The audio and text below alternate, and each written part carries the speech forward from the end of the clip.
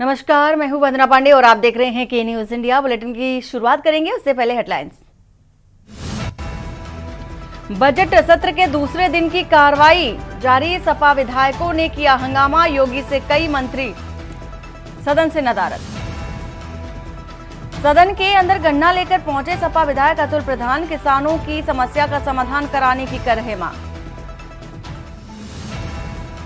मेरठ में RAF deputy commandant और inspector पर बैठी जवान की यशपाल और पत्नी सुसाइड मामले में भाई ने दी थी तहरीर, डिप्टी कमांडेंट तुलसी डोगरियाल पर केस दर्ज। महाकुंभ का 38वां दिन, 55 करोड़ श्रद्धालु ने स्नान किया और हाईवे से लेकर शहर की गलियां तक फुल। यूपी में बिजली उपभोक्ताओं की जेब पर पड़ सकता है बोझ, टैरिफ रेगुलेशंस लागू होने से बढ़ेगा उपभोक्ताओं की जेब पर असर। एसडीएम को जन्म या मृत्यु तिथि के सत्यापन का अधिकार नहीं, इलाहाबाद हाई कोर्ट ने एटा के उपजिलाधिकारी का आदेश किया निरस्त। आप देख रहे हैं के न्यूज, खबरों का सारथी।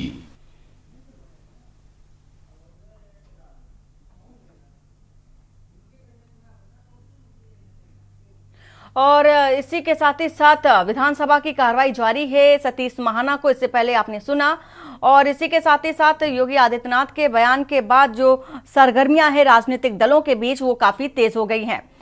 और आपको बता देते हैं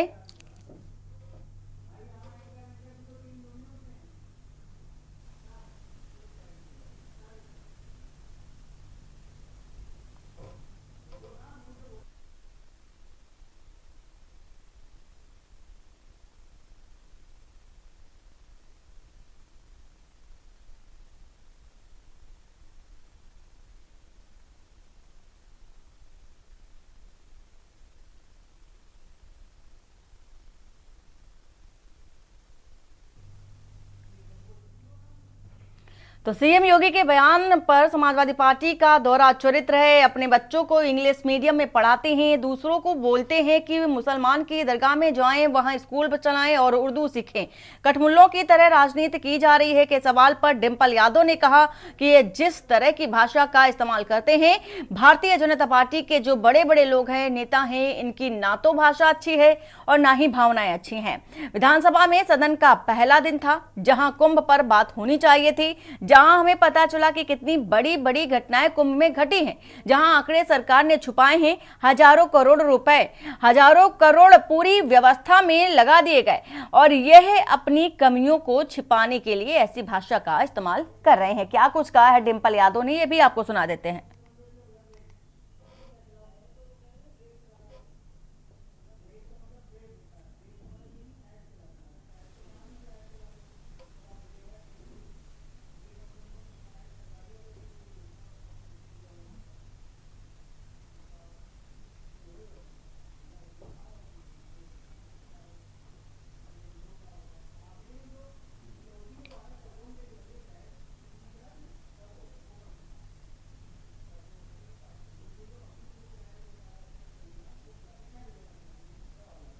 मुझे नहीं लगता है कि समाजवादी पार्टी ने कभी भी अवधी भाषा का विरोध किया है या कोई भी भाषा का विरोध किया है। और नेताजी ने तो हमेशा हिंदी भाषा को बढ़ाने की बात करी और हमेशा सदन में हिंदी भाषा को लेके कई अपने व्यक्तित्व दिए हैं, अपने विचार पेश करे हैं। मैडम, योगी जी का एक बड़ा बयान भी वहाँ पे दिया हुआ है। उन्होंने बताया समाजवादी पार्टी का दोहरा चरित्र है, अपने बच्चों को तो इंग्लिश मीडियम में पढ़ाते हैं और दूसरों को बोलते हैं कि मुसलमानों की दरगाह में जाएं और वहाँ पे स्कूल चलाएं और उर्दू सीखें। कठमुल्लों की तरह राजनीति की जा रही है, बोल रहे हैं उनका सब इस तरह का। ये जिस तरह की भाषा का प्रयोग करते हैं भारतीय जनता पार्टी के जो लोग हैं, जो बड़े बड़े नेता हैं, तो हमें ये समझ लेना चाहिए कि इनकी ना तो भाषा अच्छी है ना भावनाएं अच्छी हैं। आज क्योंकि पहला दिन था सदन का यहाँ पे विधानसभा का, और जहाँ मैं समझती हूँ कुंभ पे बात होनी चाहिए थी, जहाँ हमें पता है कितनी बड़ी बड़ी घटनाएं कुंभ में घटी और जहाँ आंकड़े सरकार ने छुपाए हों और जहाँ न जाने कितने हजारों करोड़ पूरी व्यवस्था में लगा दिए गए। तो आज सही मायनों में तो जिन लोगों ने अपनी जान खोई तो उनको भावपूर्ण श्रद्धांजलि देने का दिन था। और जिस तरह की भाषा ये बोल रहे हैं, ये साफ दर्शाता है कि कहीं ना कहीं अपनी कमियों को छुपाने के लिए इस तरह की भाषा का प्रयोग किया जा रहा है। मैडम, उनकी बड़ी घटना के बाद दिल्ली में भी रेलवे स्टेशन बगल में कई लोगों की जान गई है। क्या लगता है कि बीजेपी सरकार या केंद्र सरकार क्या व्यवस्थाओं में चूक रही है लोगों? क्योंकि कहीं ना कहीं केंद्र की सरकार भी ट्रेनें चला रही थी, तो जिस तरह ट्रेनें चलाई गई, तो मैं समझती हूँ जहाँ आप कह रहे हैं कि 60 करोड़ लोग कुंभ में जाएंगे, जहाँ आप समझ रहे हैं कि देश की आबादी लगातार बढ़ती जा रही है, जहाँ 60 करोड़ लोग का अनुमान था कि कुंभ में जाएंगे, और जहाँ ट्रेनों की संख्या बढ़ाई गई, तो व्यवस्थाएं भी बढ़ानी चाहिए थी उसी हिसाब से। और अगर ये व्यवस्थाएं बढ़ाते तो इस तरह की त्रासदी नहीं होती, इस तरह की त्रासदी से बचा जा सकता था। मोदी जी सेकंड टर्न में उन्होंने कहा था कि रेलवे का कायाकल्प किया जाएगा। क्या लगता है ऐसे हादसाओं को देख के क्या लगता है कि किस तरह का कायाकल्प हुआ है?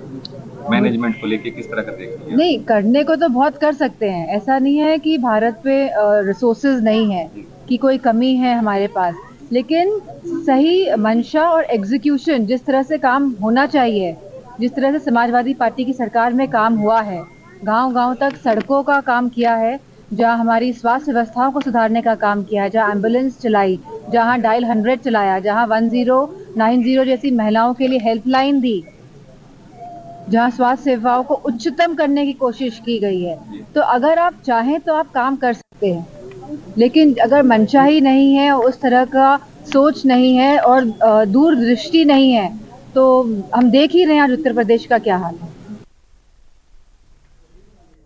और बजट सत्र के दूसरे दिन विधानसभा पहुंचे समाजवादी पार्टी के नेता विधानमंडल दल माता प्रसाद पांडे ने एक बार फिर से भाषा को लेकर हो रही राजनीति पर बड़ा बयान दिया है और कहा है कि हम चाहते हैं कि विधानसभा की कार्रवाई से अंग्रेजी को हटाया जाए।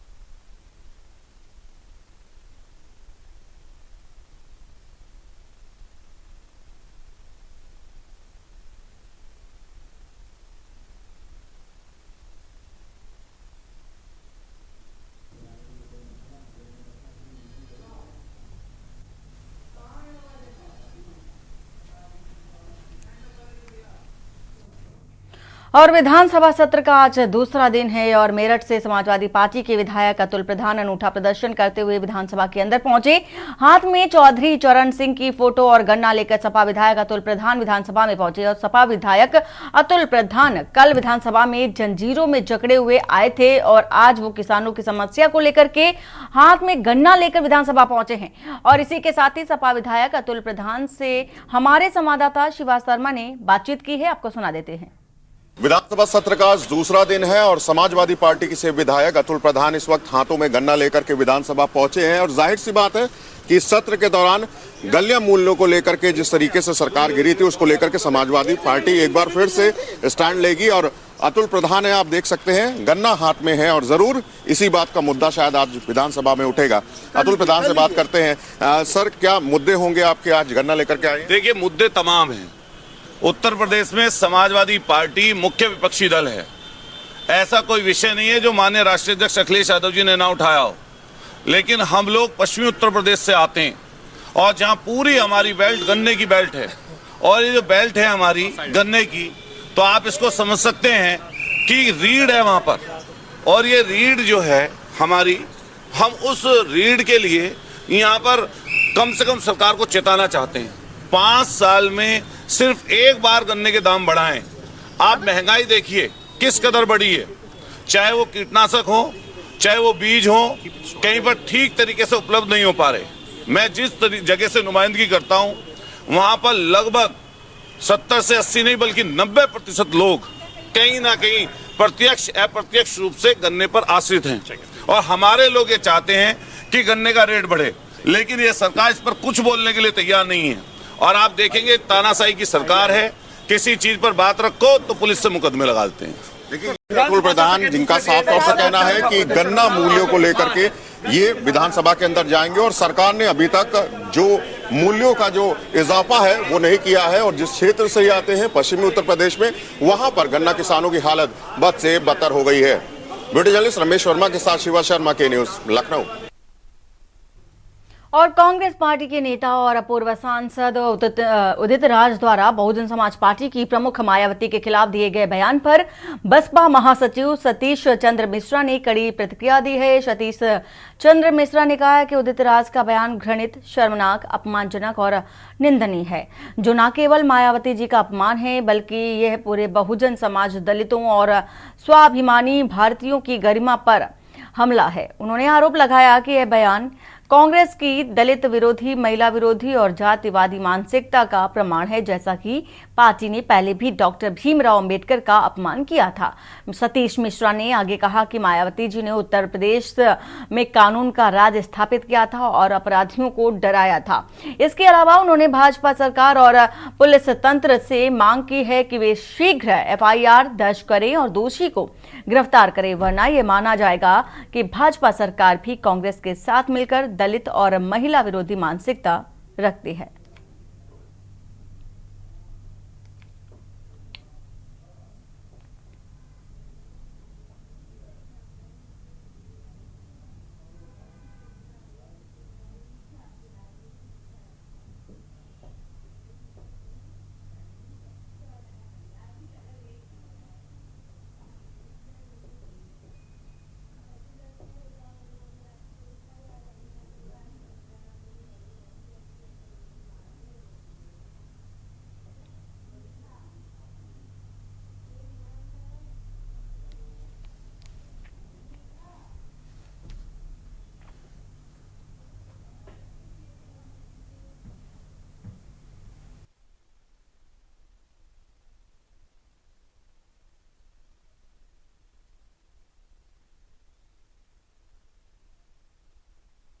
लखनऊ से खबर, जहां पर सत्र में पहुंचे बागी सपा विधायक अभय प्रताप सिंह और विधानसभा सत्र के दूसरे दिन की चल रही कार्रवाई और दूसरे दिन की कार्रवाई में भाग लेने पहुंचे थे और सपा विधायक भाषा को लेकर विधानसभा में बयान दिया। साथ ही उन्होंने कहा कि उर्दू भाषा हमारे लिए जरूरी नहीं है और महाकुंभ पर ममता बनर्जी के बयान पर कहा कि मानसिक रूप से विक्षिप्त लोग देते हैं ऐसा बयान। सत्र में पहुंचे बागी सपा विधायक अभय प्रताप सिंह, जो कि आपको एक खबर बता रहे हैं, राजधानी लखनऊ से ये खबर है, जहां पर इसलिए जरूरी है, बहुत से चूंकि उत्तर प्रदेश पे सबकी निगाह है, पूरे देश और दुनिया की निगाह है।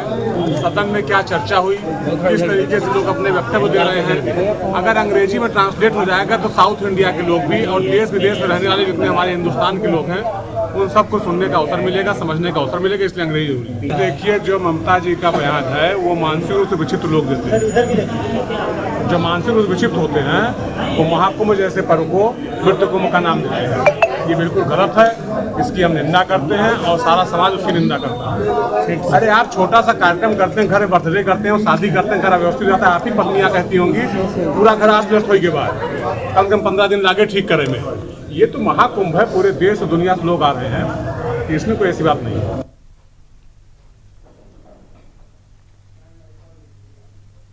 और इसी बीच मेरठ से आ रही है खबर। मेरठ से आपको ये खबर बता देते हैं, जहां पर RF केशपाल और पत्नी के सुसाइड मामले पर एक्शन लिया गया है। डिप्टी कमांडेंट तुलसी डोगरियाल पर केस दर्ज किया गया है। वहीं इंस्पेक्टर गुरमीत कौर पर केस दर्ज हुआ है। आत्महत्या के लिए उकसाने का आरोप है। नौकरी खत्म करने और जेल भेजने की धमकी दी गई थी, जिसको लेकर के ये अब एक्शन भी लिया जा रहा है। हवलदार और उसकी पत्नी सहित बेटी ने जहर खाया था। घटना के बाद दोनों की मौत हो गई। बेटी का इलाज फिलहाल जारी है। मृतक के भाई ने कंकरखेड़ा थाने में मुकदमा दर्ज कराया था। वहीं पुलिस मामले की गंभीरता से जांच में भी जुटी हुई है। मेरठ से आपको एक खबर बता रहे हैं, राजू शर्मा इसी खबर पर है। राजू, जिस तरह से देखा जा रहा है मेरठ में ये बड़ी वारदात हुई थी और इसी के साथ ही आरोप था अधिकारियों पर कि जान से मारने की धमकी भी दी गई थी और नौकरी से निकालने की भी धमकी दी गई थी, जिससे आहत होकर के जो जवान था आरिफ का, उसने अपनी पत्नी के साथ बेटी सहित जहर खाया था और दोनों की मौत हो गई थी, पति पत्नी की, लेकिन बेटी की हालत गंभीर बताई जा रही है। पूरा क्या मामला रहा है, विस्तार से बताइए। हाँ बिल्कुल, देखिए मैं आपको बता दूं कि मेरठ के रहने वाले सीआरपीएफ के जवान, माफ कीजिएगा आरएएफ के जवान केशव पाल जो है वो 3 दिन पहले छुट्टी पर आए थे और उन्होंने पत्नी और बेटी के साथ मिलकर जो जहरीला पदार्थ था उसे निगल लिया था। और ये सूचना उन्होंने खुद फोन कर अपने भाई को दी थी कि मैंने परिवार के साथ जहर खा लिया और अब मैं इस दुनिया को छोड़कर जा रहा हूँ। मेरे परिवार जो बेटा था उसका अब आपको ध्यान रखना है। जैसे ही केशव पाल का भाई उनके घर पहुंचा, उसके बाद उन्हें अस्पताल में भर्ती कराया गया, तीनों लोगों को, जहां पर उपचार के दौरान केशव पाल और उनकी पत्नी की मौत हो गई। वहीं जो बेटी थी उसकी उपचार चल रहा है, अभी स्थिति जो है सामान्य नहीं है। लेकिन सबसे बड़ी इस पूरे मामले में जो बात निकलकर सामने आई है वो ये है कि केशव पाल को उसके जो अधिकारी है, डिप्टी कमांडेंट और इंस्पेक्टर गुरमीत जो बताए गए हैं, वो परेशान कर रहे थे, मानसिक रूप से परेशान किया जा रहा था और दबाव उन पर बनाया जा रहा था।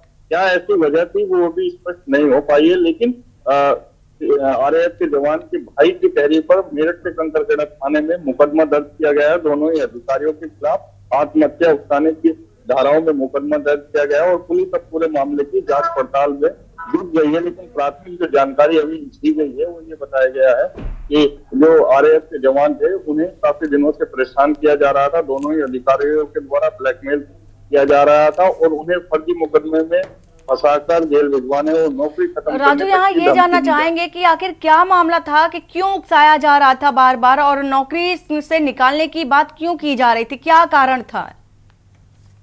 हाँ, वरना देखिए बिल्कुल अभी स्पष्ट नहीं हो पाया है कि क्या ऐसी वजह थी, क्योंकि अधिकारियों से अभी जो मेरठ पुलिस है वो पूछताछ करेगी और उसके बाद ही तमाम जो बातें हैं वो सामने निकल कर आएगी। लेकिन फिलहाल जो प्राथमिक जानकारी मेरठ पुलिस के द्वारा दी गई है वो यही दी गई है कि जो आरएएफ के जवान है वो काफी दिनों से डिप्रेशन में चल रहे थे और छुट्टी पर अपने घर आए थे और उसके बाद उन्होंने जो जहरीला पदार्थ है वो निगल लिया और पूरी जो जानकारी है अपने भाई को फोन कर दी थी। उसके बाद उन्हें अस्पताल में भर्ती कराया गया था, जहां दंपति की मौत हो गई थी। फिलहाल भाई की तहरीर पर कंकरखेड़ा थाने में मुकदमा दर्ज किया गया है और मेरठ पुलिस अब दोनों ही अधिकारियों से, डिप्टी कमांडेंट और इंस्पेक्टर से अब पूछताछ करेगी कि आखिर किस तरीके का दबाव आरएएफ के जवान पर बनाया जा रहा था, केशव पाल पर बनाया जा रहा था, जिसकी वजह से उन्हें ये आत्मघाती कदम उठाना पड़ा, अपनी जिंदगी लेनी पड़ी, यानी कि परिवार के साथ तक उन्हें। बेटी की अगर हालत की बात करें राजू, तो इस समय क्या स्थिति है उसकी?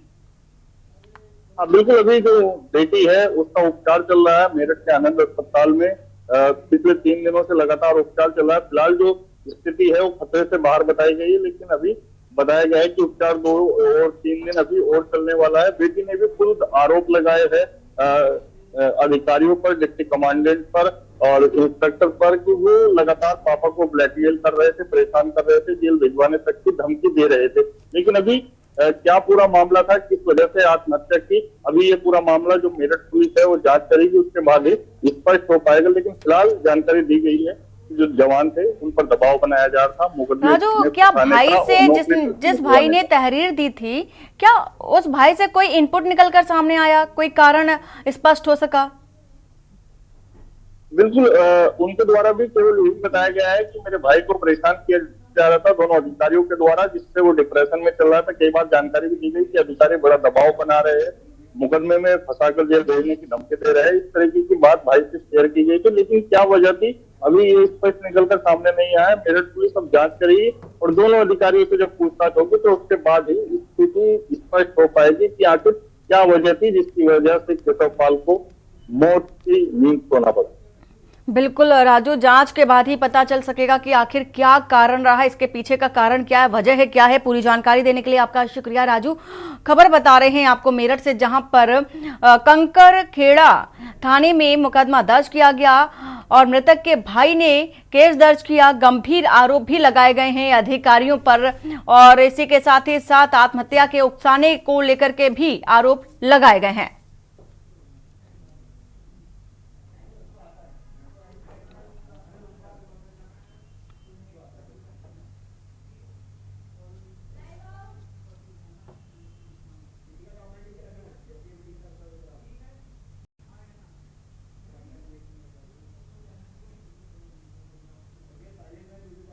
और बुलंदशहर से इस बीच खबर जहां पर छात्राओं को बांटे गए हैं स्मार्टफोन और टैबलेट। स्वामी विवेकानंद युवा सशक्तिकरण योजना का लाभ मिला है।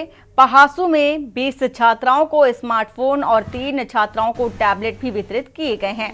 टैबलेट मिलने के बाद छात्राओं में खुशी की लहर भी देखी जा रही है और अलग अलग कॉलेज की छात्राओं को स्मार्टफोन टैबलेट वितरित किए गए हैं।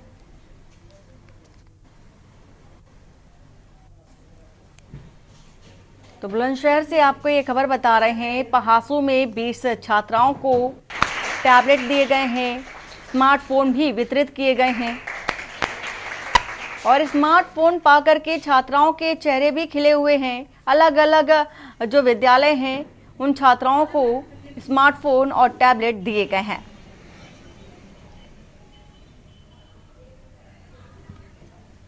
तो स्वामी विवेकानंद युवा सशक्तिकरण के तहत स्मार्टफोन और टैबलेट को वितरित किया गया है।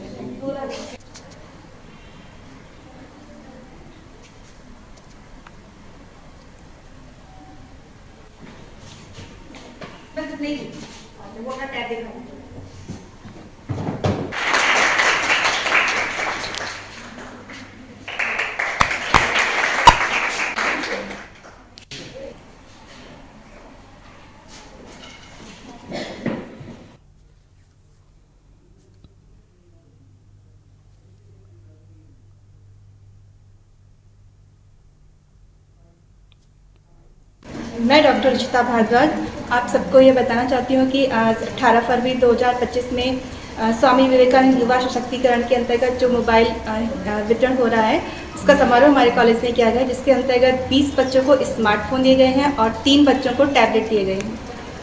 अच्छा, इससे पहले भी मोबाइल वितरण किए गए हैं आपके कॉलेज? हाँ जी, इससे पहले भी 2 बार मोबाइल वितरण किए जा चुके हैं। अच्छा, जो छात्राएं रह चुकी थी उनके लिए? हाँ जी। सबसे पहले मैं सरकार का और अपने स्टाफ का शुक्रिया अदा करना चाहती हूँ और जो भी मतलब कि हमें सरकार की तरफ से ये योजना में स्मार्टफोन मिले हैं, इससे हमें पढ़ाई में बहुत अच्छी सुविधा मिलेगी, जिससे कि हमारा आगे आने वाला फ्यूचर अच्छे से मतलब करियर बना सकें हम। और जिस तरीक़ा से मतलब कि किताब महंगी हो रही हैं उसमें ये हमारा साथ देने में सहायक रहेगा। और इसी के साथ ही राजधानी लखनऊ से आपको ये खबर बता देते हैं, जहां पर अप्रैल से फिर बढ़ेगा कर। एक्सप्रेस वे पर जो टोल टैक्स है, टोल शुल्क है, वो बढ़ाया जाएगा। यूपीडा टोल दरें बढ़ाने के लिए सलाहकार कंपनी की लगा मदद। प्रदेश में एक्सप्रेस वे पर फर्राटा भरना अब नए वित्त वर्ष से महंगा भी होगा। आगरा, लखनऊ, पूर्वांचल, बुंदेलखंड 2025-26 में फिर बढ़ेगा टोल और गोरखपुर लिंक एक्सप्रेस वे का टोल शुल्क 2025-26 में फिर से बढ़ेगा। माना जा रहा है कि कम से कम 5% टोल शुल्क बढ़ सकता है। पिछले वर्ष लोकसभा चुनाव में टोल शुल्क में मामूली वृद्धि देखी गई थी। इसी के साथ ही साथ बुलंदशहर से भी आ रही है इस बीच खबर, जहां पर दबंगों ने 3 लोगों को जमकर पीटा है। मामूली विवाद में दबंगों ने पिटाई कर दी है। वीडियो चूंकि बताया जा रहा है कि सोशल मीडिया पर वायरल हो रहा है। बेटी को उसकी बर्थडे पर पकौड़ी खिलाने गया था सचिन। पीड़ित सचिन ने 8 नामजद 20 के खिलाफ FIR भी हुई है। जहांगीराबाद कोतवाली क्षेत्र का ये मामला है। दबंगों ने 3 लोगों को जमकर पीटा है। मामूली विवाद में दबंगों ने पिटाई कर दी है।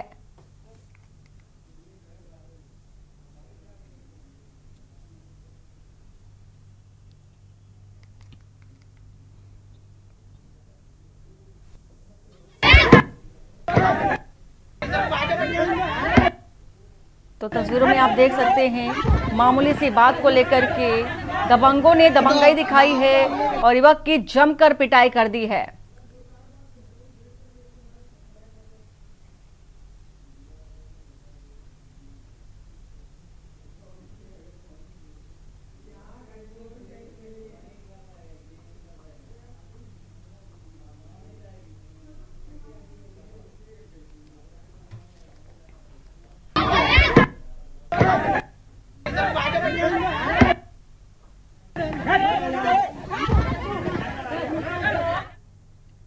और बंदायूं से खबर, जहां पर ट्रैक्टर ट्रॉली से टकराई रोडवेज बस। हादसे में 17 लोग घायल और पुलिस ने घायलों को पहुंचाया अस्पताल।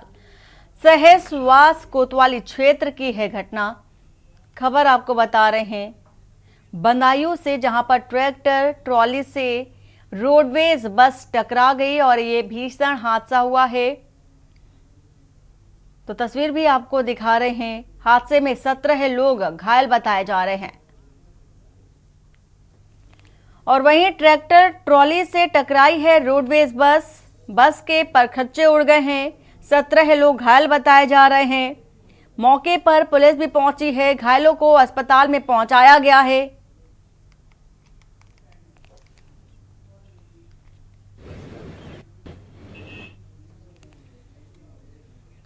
और बुलेटिन में फिलहाल इतना ही। बाकी की खबरों के लिए बने रहिए आप के न्यूज इंडिया के साथ। नमस्कार। इस कार्यक्रम के प्रायोजक हैं double engine detergent powder and cake, रिश्तों में लाए डबल चमक। आप देख रहे हैं के न्यूज, खबरों का सारथी।